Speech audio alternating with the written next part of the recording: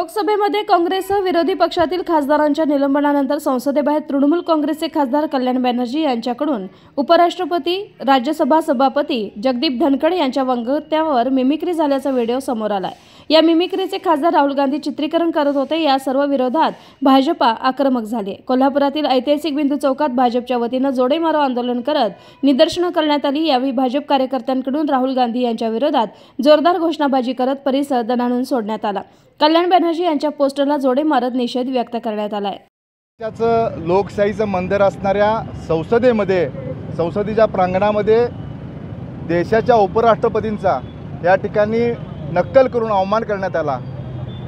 70-75 वर्षाच्या इतिहासामध्ये खरं तर राष्ट्रपती आणि उपराष्ट्रपतींना एक वेगळा प्रोटोकॉल आहे। आपण महामहिम राष्ट्रपती, महामहिम उपराष्ट्रपती म्हणतो।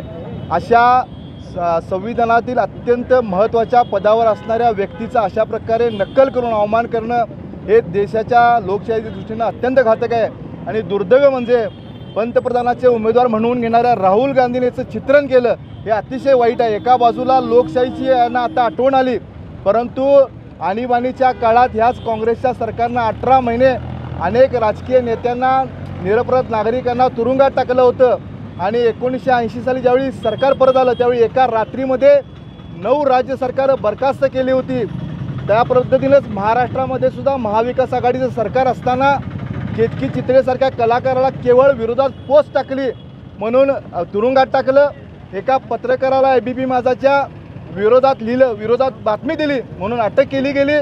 त्याबरोबरच माजी मुख्यमंत्री असताना राणे साहेबांना, केंद्रीय मंत्र्यांना मुख्यमंत्र्यांबद्दल अपशब्द वापरले म्हणून जेवणाच्या ताटावरून अटक केली। त्यामुळे ही सगळी नौटंकी काँग्रेसची आहे। अनेक सलग पराभवांमुळे काँग्रेसला वैफल्यग्रस्त आले आणि त्याबद्दल ही त्यांची भूमिका असं मला वाटतं।